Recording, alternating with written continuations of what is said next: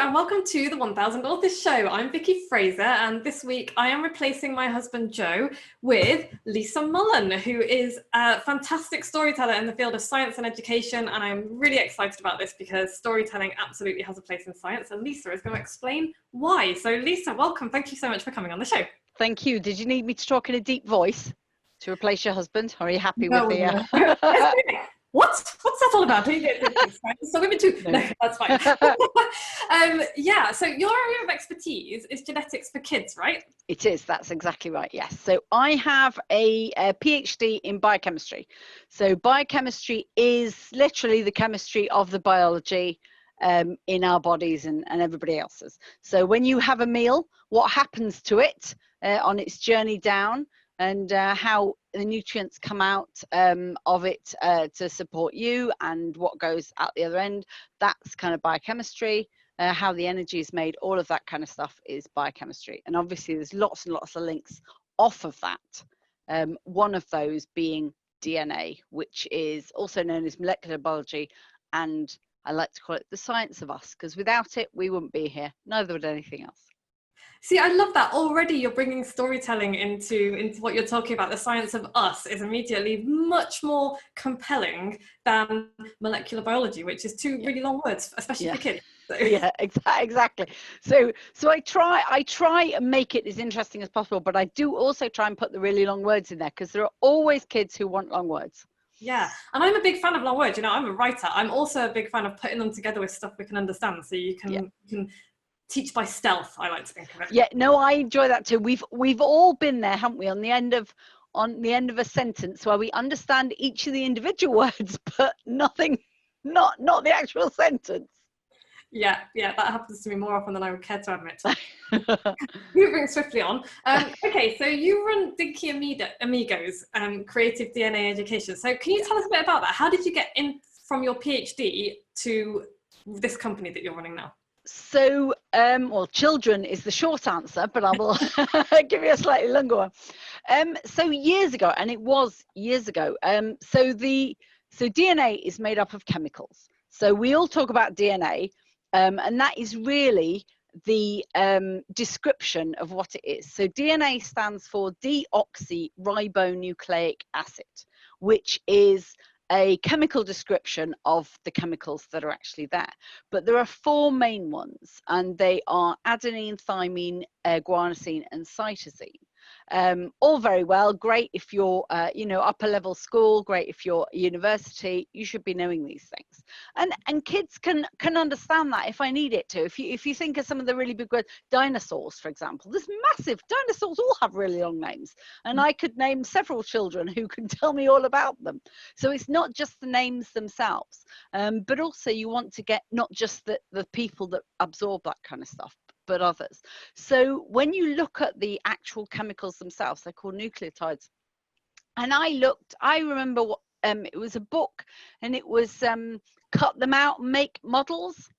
And I just looked one day and I thought, they're characters, they're little people. And this was years before anything else happened.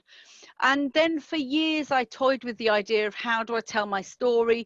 Do I do it from the cell perspective? Do I do it from the body perspective? Do I do it from a viral perspective? How do I get it in? So years and years, and by this time I've done my first degree, I'm living in Germany, I'm working in Germany.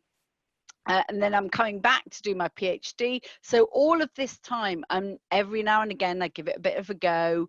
And every now and again, I think, oh, whatever. And in fact, I found some the other day, some little kind of A5 yellow bits of paper from a company that I worked for in Germany. I'd scribbled different things on the back of, and drawings and all sorts of things.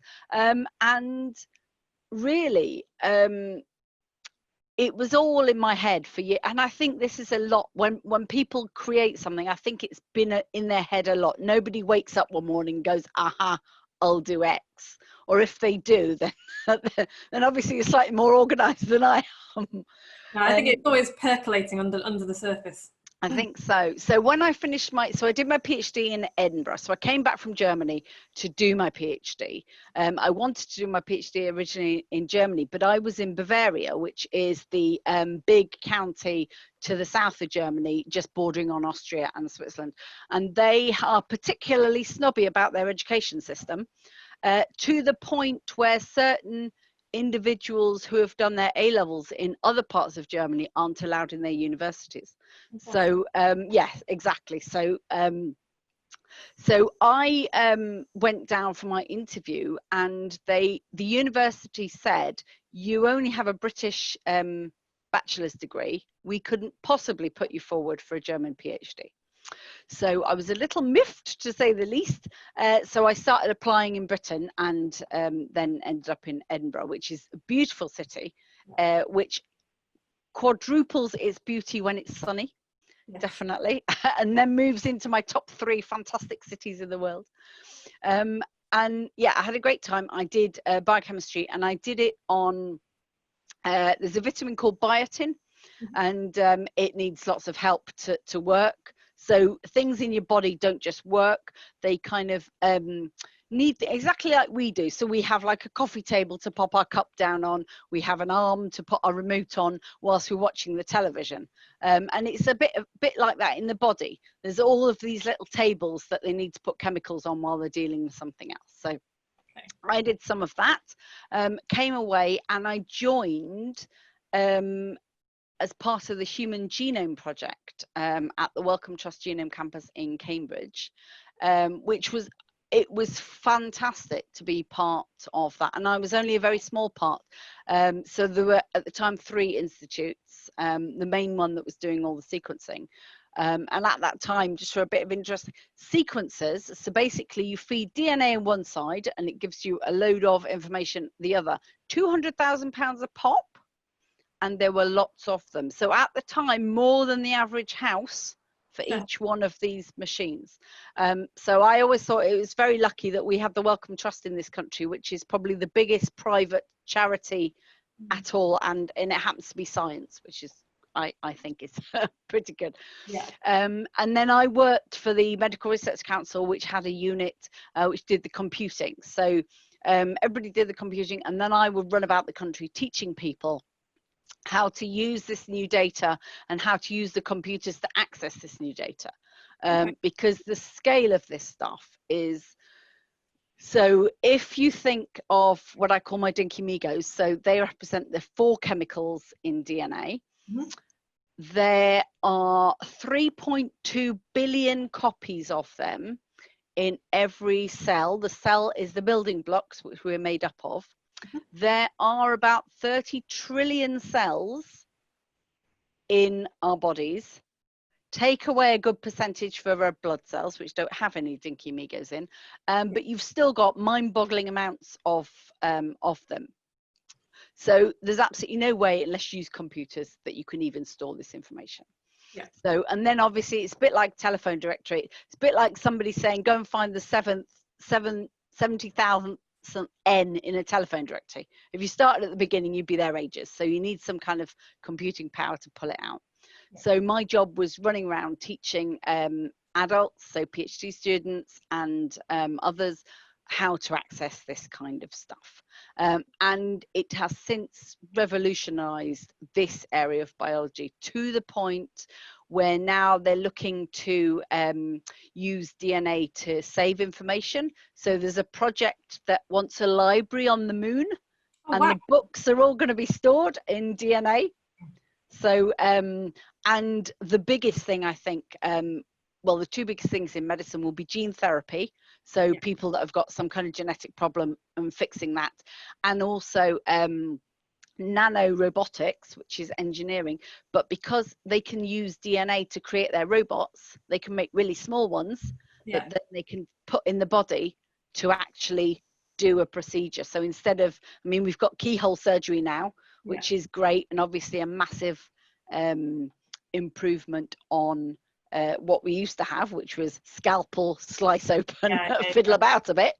And so yes, so these DNA robots are going to be absolutely amazing. You can swallow them, they'll run to bit the body, sort out the bit they need, and That sounds amazing. It sounds like science fiction. Which It does, yeah. Yeah, which brings me right back to your Dinkymigos again. So tell me why you came up with those and how you use them in your teaching. So, as I say, I had this idea years and years ago so I left the Genome campus to have my children, and we moved away from Cambridge. We moved to Swindon because my husband is a software developer. So whereas all the science is over in Cambridge, all the software stuff is over this side of the country. And I think I had a bit more time just to think about it. So I spent years drawing, and I'm rubbish at drawing. I spent years drawing the characters, redrawing them, trying to get so they're chemically correct. So my one big thing was they had to represent the chemistry. Yeah. And the reason they have to represent the chemistry is because I want children to learn it now and then be able to take it forward. Yeah. So so that was the idea originally. And then originally I created just some rhymey storybooks, the Dinkymigos Adventures, which actually are all chemically completely correct, but I turned them just into stories. And I did that. And what I got was a lot of people sort of saying, well, that's all very well, but we want to know the science. And so this is when I started my Genetics for Kids and my primary science. So I was already starting to go into schools, teach the DNA. So I can basically not just talk about the DNA, I talk about Dinkymigos as part of the DNA, and we can look at how DNA functions, but using cute, cuddly characters. So there's no scary chemistry, no really big words, nothing. Just the cute characters, and then I can use them in my books because that is the basis for the stories that I'm telling. Cool. So can you tell me a bit about the story then? How do you construct a story and how do you weave that into the education? So the story starts with whatever I'm doing. So I have two. I have one on cystic fibrosis, one on sickle cell anemia, which obviously start with the diseases. And the reason I've done that is because my narrator is Alina, who is one of the Dinkymigos. So you're actually getting a DNA eye view of the condition. And then, of course, she's there right in the heart of the action, in the body, in the cell. And she can talk about exactly what happens. So it's her narration right throughout. And the reason I picked some of these diseases is because from a genetic point of view, they're very simple. So my idea is to slowly build up an actual genetics course. So we have diseases like cystic fibrosis, for example, where both parents have to give you the gene that causes it for you to get it. We have diseases like Huntington's disease, for example, where only one person has to give you the problem gene before you get it. And then we have diseases that actually nobody gives you, and they have there's a spontaneous change. We have diseases, a lot of cancers, for example, are caused by too much sun, too much smoking, too much hanging around in the microwave, that kind of thing. And again, the reason they happen is because something has gone wrong with your DNA. So DNA really is the basis for all of this. So I start off by looking at the actual trajectory of the disease or of the problem, and then I write that out just in a basic form. He's just shouting at me. I know, I heard him, how gorgeous. And I write that out in a basic form and then keep rewriting it until it is understandable by anybody. And then I take that to, I put illustrations in on top of that. So I do the words first and I get the story in. And I get all the science in. And it's actually quite good because when you're writing at that level, questions pop up and you think, oh, nobody asked that. And you see question and you're thinking like a child because they always ask the best questions because they don't accept anything. The world is still new enough that actually they don't have a conditioned that won't work because, or, you know, that's just because. And they ask some brilliant questions, and I try and get myself into that mindset as well. Yeah. And think about that. And then if I've got, you know, really big numbers, you want to try and think of a way of getting that across, because really big numbers just are really big numbers, and once you go over a certain number of noughts, it means, that's right, it means nothing to anybody. So things like that, I try to do that. I also try to put in the story an analogy right at the beginning. So something that the child will actually have. So my latest book, which is on the COVID virus, everybody's favorite virus, has at the beginning exactly what your DNA is designed to do, and if it went wrong, what happens. But in a setting, I've actually chosen school dinners and a dinner lady. So, so what your DNA is supposed to do is a bit like the dinner lady, and then make sure everybody queues up properly and everybody gets their food. And obviously, if the dinner lady isn't there, you know, you get the pushing and the shoving and the food fights and everything else. So I try and get an analogy in there right at the beginning, so the children have an idea what they're even reading before they start. And then there's lots of repetition. So all of my books have the first couple of pages are very, very similar. There's a lot of repetition. I then go back. So if I have a big word, I explain it in the text. I then have a glossary at the back to explain it even better. And then I tend to use that one in the text going forward, so they can see it in context as well. So yes, so I add in lots of different things really. And then at the end, I send it to my beta readers. And the best thing about writing for children is they don't care whether you like what they have to say or not. They'll tell you it honestly. So and so, you know, if they like it, they really do like it. And you know, if they have opinions, then actually you take them with, you know, you take them seriously and actually go and relook at the book. So yeah, so I think from a beta reader point of view, kids are absolutely amazing. Yeah, that's bear with me 1 second, I'm just going to pause it. Okay, so can you tell me a bit about why storytelling is so important in education? I think storytelling is important anywhere, and it is the way of educating. I would flip that on its head and say education is storytelling. And I think of how many things you learn and how easy it is to learn them if they are couched in some kind of context that appeals to you. So a good example, a British example, would be there's a program on children's television called The Octonauts. And they tell you all sorts of things about the sea, about sea creatures, about animals. But because it's within a cartoon, you don't even realize you're learning. And ideally, I'd have loved to have done that for this, but unfortunately, DNA is such an abstract concept for children that it just doesn't work like that.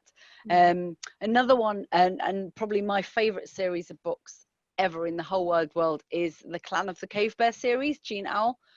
So I don't know whether you've read this. So so this is a Cro-Magnon girl. So we're talking 30,000 years ago, with Homo sapiens, so modern humans, and she loses her parents in an earthquake and is brought up by Neanderthals.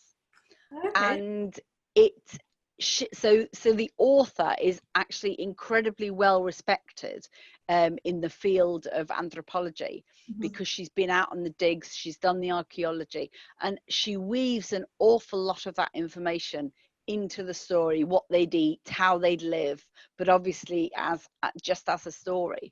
And yeah, she gets it all in there as part of this girl growing up in Neanderthals and finally meeting her own kind, and you know, and just her journey. So it's really a historical, if you can go as far back as 30,000 years with history, it's a historical love story set in caves 30,000 years ago, which probably doesn't sell it quite as well as I'm sure her marketing blurb did. I think it sounds brilliant, and I can't believe I haven't heard of that book before. I'm going to write that down. It's going to be one of the things on my list to buy and read. Oh yeah, do you know that I have bought so many copies because I have given them to so many people. Honestly, I think I must be I've paid our mortgage off at this point, because I just think it's fun. It's a shame. So there's 6 of them. The first 4 absolutely amazing. The 5th one, there's, you know, you can start seeing it going, and the 6th one, there's a 20-year gap. Okay. And to be honest, if you get to 5, then you don't really need to read number 6. But the first 4, most definitely, absolutely amazing. Goes into all sorts of things, but you learn so much about that period in history. Yeah. And in fact, what I think is quite amazing, so now I'm doing lots of this DNA and genetics, and I'm looking for my newsletters and for various things that I do in school, I'm looking at certain research that they've recently done. And what's very interesting about the recent research is it's almost identical to the stuff she wrote in her book 30 odd years ago.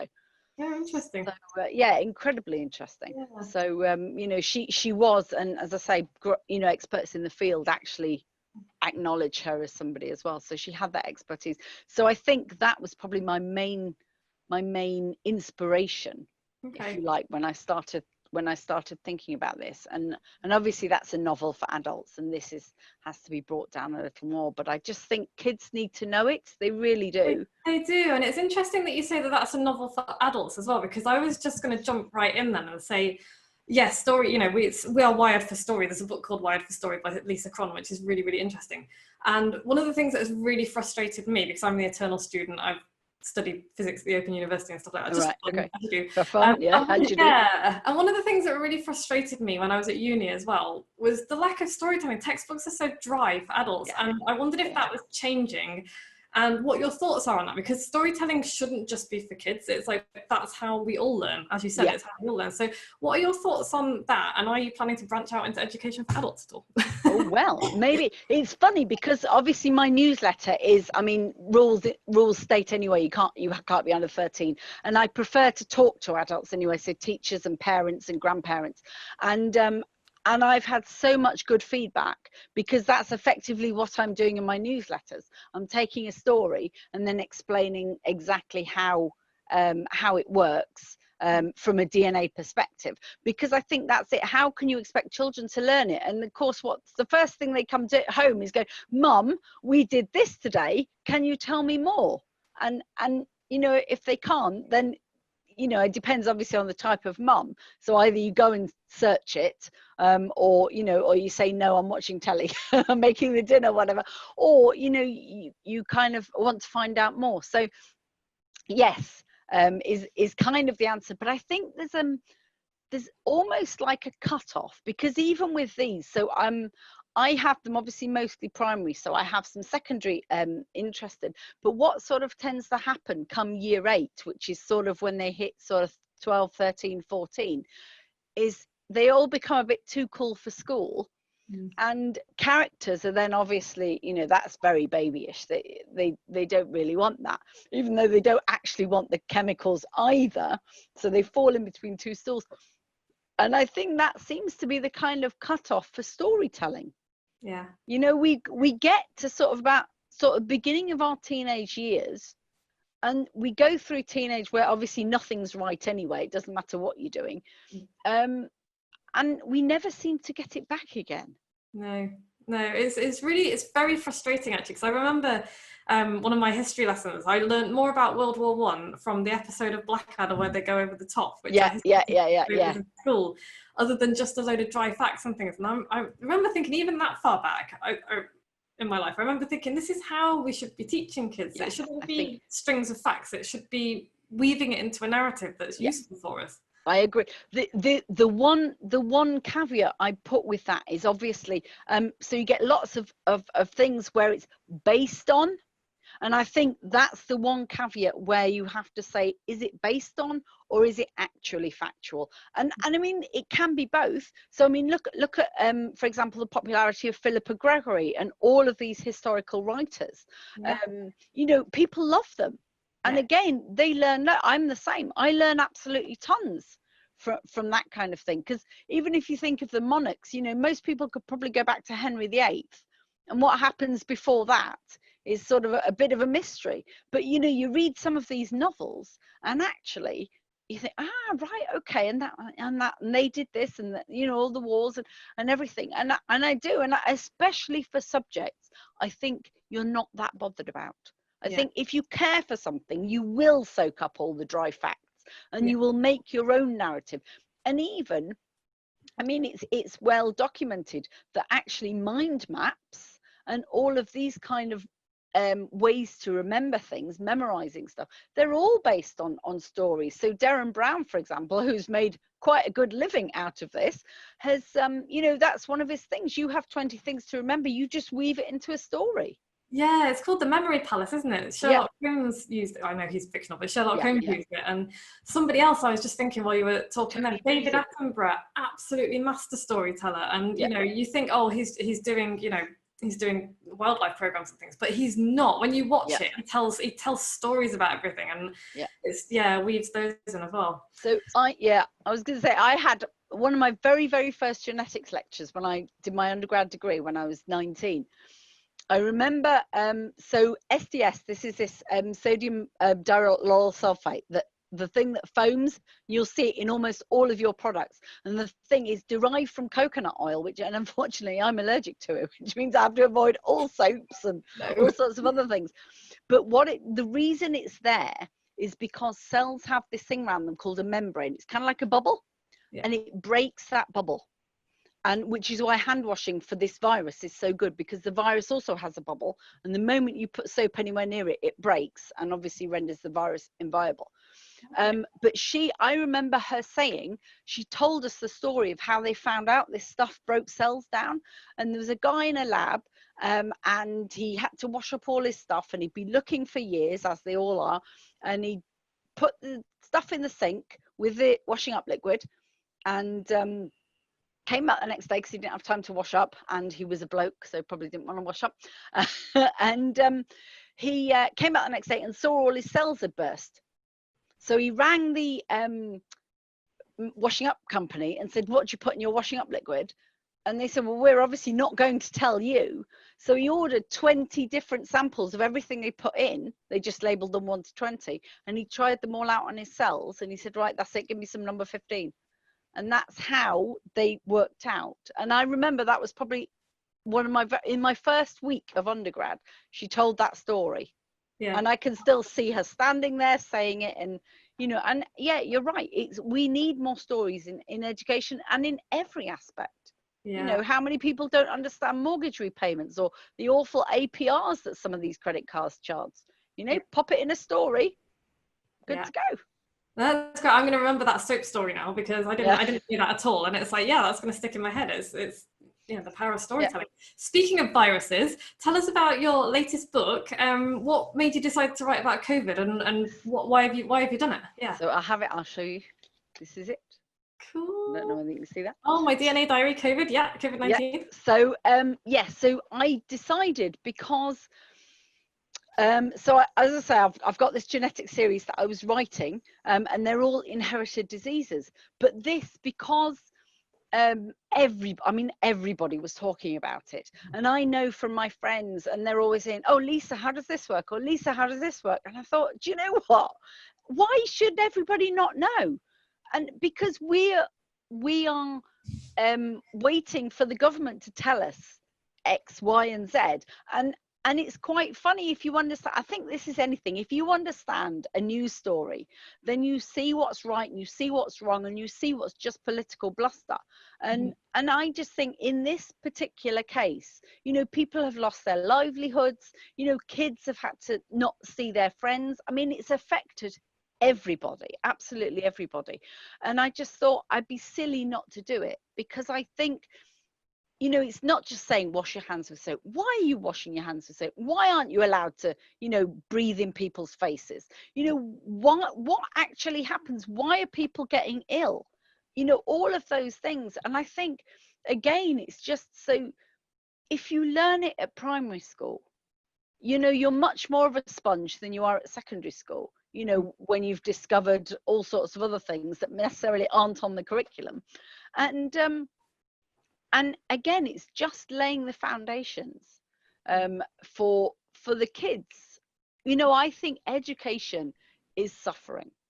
I think I look back, so when I was doing my PhD, I worked with a particular chemical, and the guy who was sort of the expert, if you like, on that chemical had written a chapter in a textbook. So that was the thing we all referred to, and it was a textbook written in 1977. And now I don't know, well, if you've done physics, you'll know the same thing. So you get these textbooks that are this sort of size, and they're in chapters, and you read the chapter, and then at the end of the chapter, certainly in modern textbooks, it'll say, right, here's some practice questions, or, you know, refer to this particular part of the thing to answer this question, or go and do an experiment or something like that. So the modern textbook, literally, so when I did my undergrad degree, the textbooks would say something like, refer back to the chapter and look at this particular thing, and maybe answer some questions on it. The textbooks nowadays tend to say, refer back to page 22, second paragraph down, find the answer to this particular question. 1977, go back, the student will now read textbooks A, B, C, and D and write a 1,200-word essay on this particular subject. So, and I know, you know, we've more free time, you know, there's more telly, there's more opportunity for activities. You aren't just going to sit there and just do your biochemistry homework. I understand.